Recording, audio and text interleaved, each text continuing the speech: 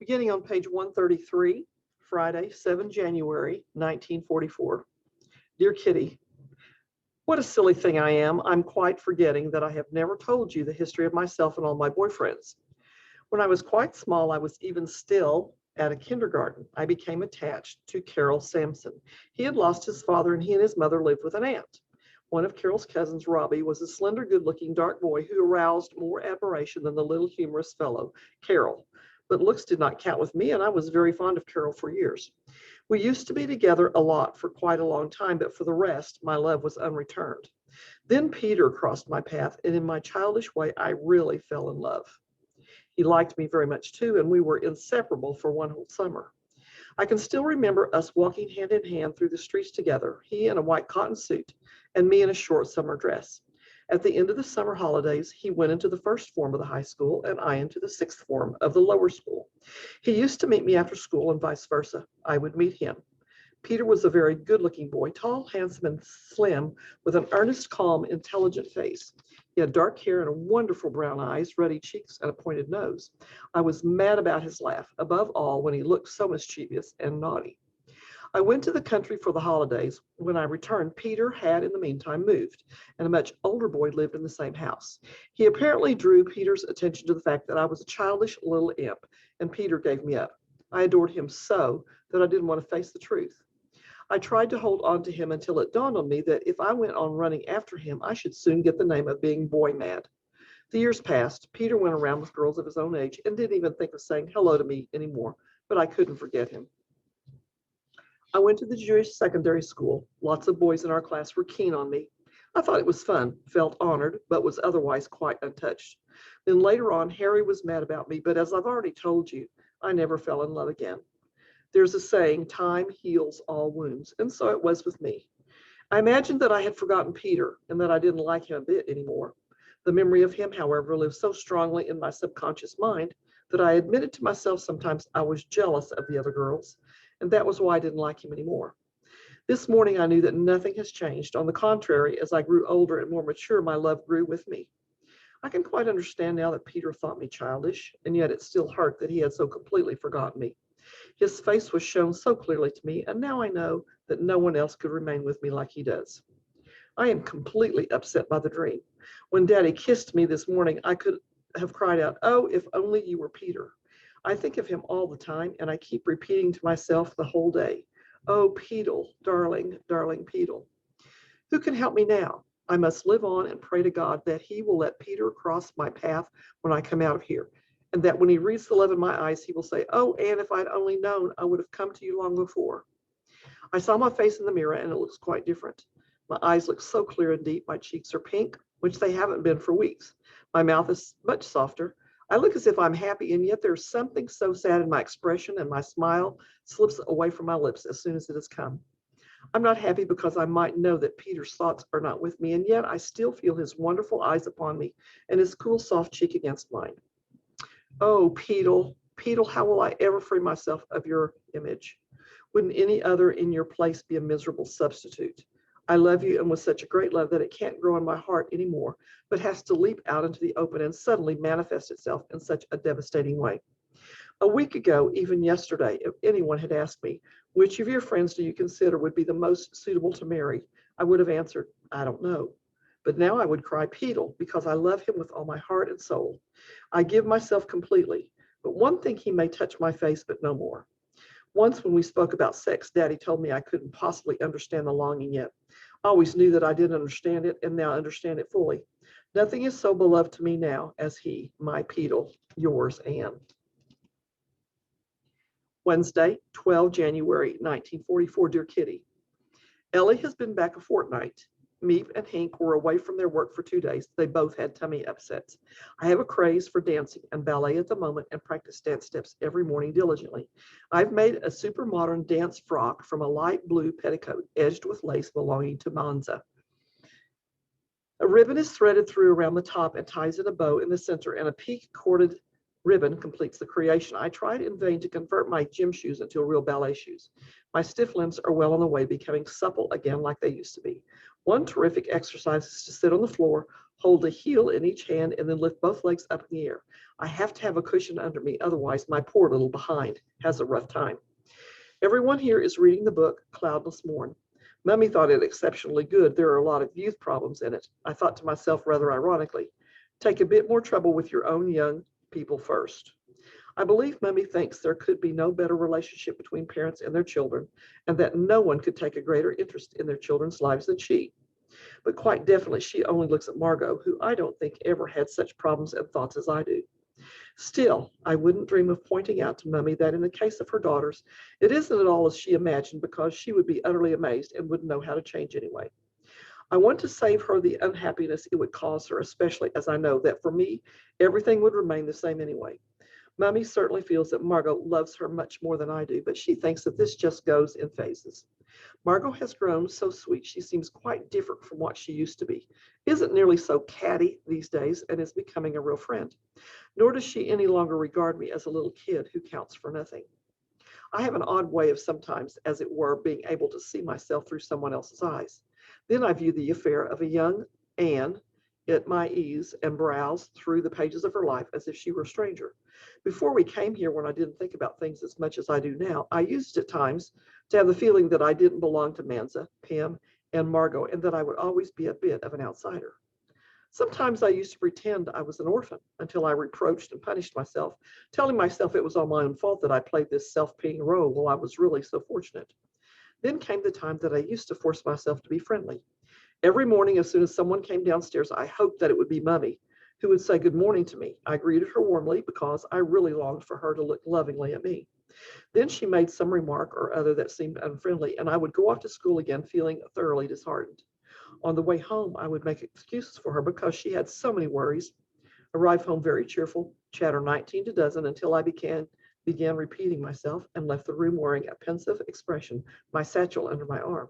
Sometimes I decided to remain cross, but when I came home from school, I always had so much news that my resolutions were gone with the wind, and Mummy, whatever she might be doing, had to lend an ear to all my adventures.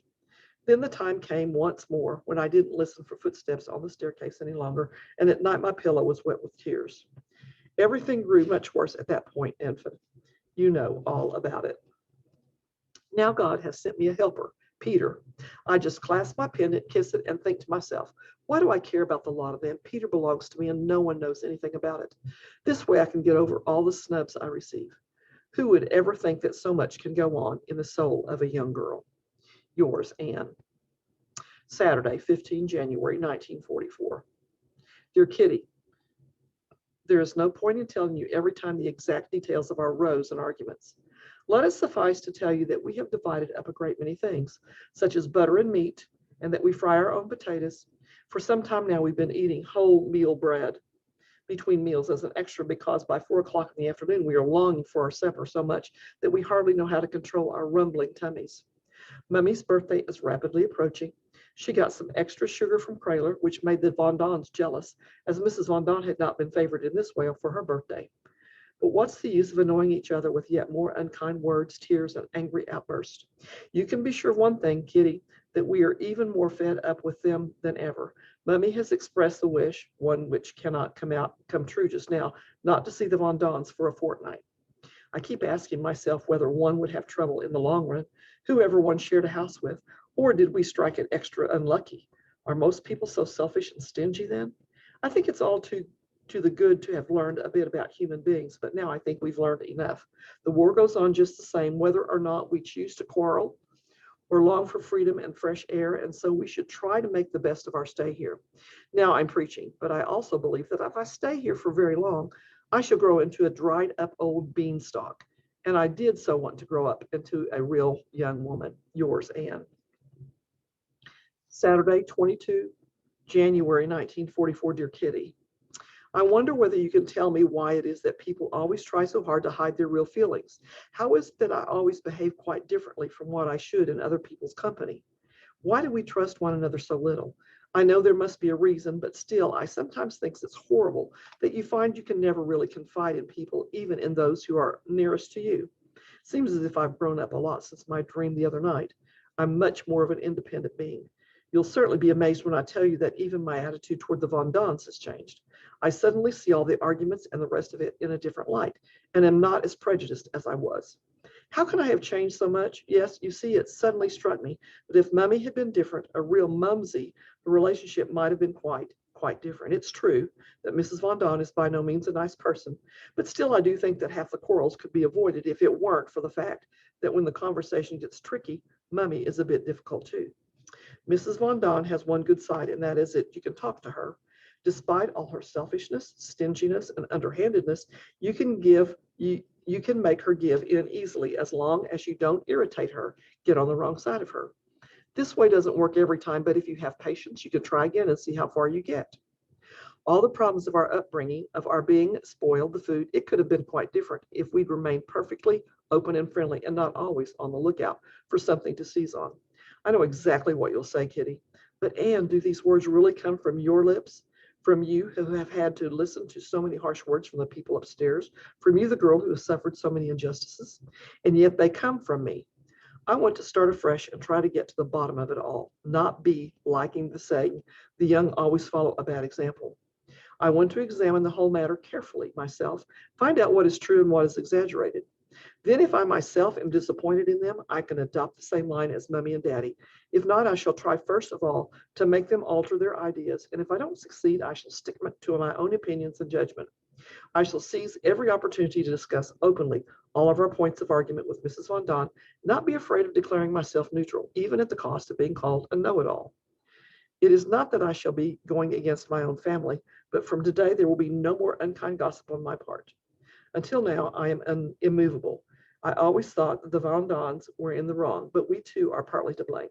We have certainly been right over the subject matter, but handling of others from intelligent people, which we consider ourselves to be, one expects more insight. I hope that I have acquired a bit of insight and will use it well when the occasion arises. Yours, Anne. Monday, 24th January, 1944. Dear Kitty, something has happened to me, or rather, I can hardly describe it as an event, except that I think it's pretty crazy.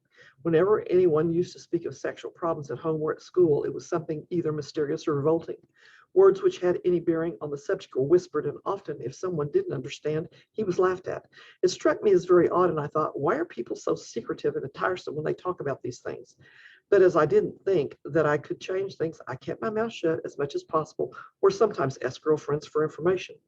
When I had learned quite a lot and had also spoken about it with my parents, Mummy said one day, Anne, let me give you some good advice. Never speak about this subject to boys, and don't reply if they begin with about it. I remember exactly what my answer was. I said, no, of course not, the very idea. And there it remained. When we first came here, Daddy often told me about things that I would really have preferred to hear from Mummy, and I found out the rest from books and things I picked up from conversations. Peter Von Don was never as tiresome over this as the boys at school, once or twice at first perhaps, but he never tried to get me talking. Mrs. Von Don told us that she had never talked about these things to Peter. For all she knew, neither had her husband. Apparently, she didn't even know how much he knew. Yesterday, when Margot, Peter, and I were peeling potatoes, somehow the conversation turned to Boshi. We still don't know what sex Boshi is, do we? I asked. Yes, certainly, Peter answered. He's a Tom. I began to laugh. A tomcat that's expecting? That's marvelous. Peter and Margot laughed too over this silly mistake. You see, 2 months ago, Peter had stated that Boshi would soon be having a family. Her tummy was growing visibly. However, the fatness appeared to come from many stolen bones, because the children didn't seem to grow fast, let alone make their appearance. Peter just had to defend himself. No, he said, you can go with me yourself to look at him. Once when I was playing around with him, I noticed quite clearly that he's a Tom. I couldn't control my curiosity and went with him to the warehouse. Boshi, however, was not receiving visitors and was nowhere to be seen. We waited for a while, began to get cold, and went upstairs again. Later in the afternoon, I heard Peter go downstairs for the second time. I mustered up all my courage to walk through the silent house alone and reach the warehouse. Boshi stood on the packing table playing with Peter, who had just put him on the scales to weigh him. Hello, do you want to see him? He didn't make any lengthy preparations, but picked up the animal, turned him over onto his back, deftly held his head and paws together, and the lesson began. Those are the male organs. These are just a few stray hairs, and that is his bottom. The cat did another half turn and was standing on its white socks once more. If any other boy had shown me the male organs, I would never have looked at him again. But Peter went on talking quite normally in what is otherwise such a painful subject without meaning anything unpleasant, and finally put me sufficiently at my ease for me to be normal again. We played with Boshi, amused ourselves, chattered together, and then sauntered through the large warehouse towards the door. Usually when I want to know something, I find it in some book or other, don't you? I asked. Why on earth? I just ask upstairs. My father knows more than me and has had more experience in such things. We were already on the stairs, so I kept my mouth shut after that. Things may alter, as Brer Rabbit said. Yes, really, I shouldn't have discussed these things in such a normal way with a girl. I know too definitely that Mummy didn't mean it that way when she warned me not to discuss the subject with boys. I wasn't quite my usual self for the rest of the day, though, in spite of everything. When I thought over our talk, it still seemed rather odd, but at least I'm wiser about one thing, that there really are young people, and of the opposite sex too. We can discuss these things naturally without making fun of them. I wonder if Peter really does ask his parents much. Would he honestly behave with them as he did with me yesterday? Ah, what would I know about it? Yours, Anne. That is our reading for today.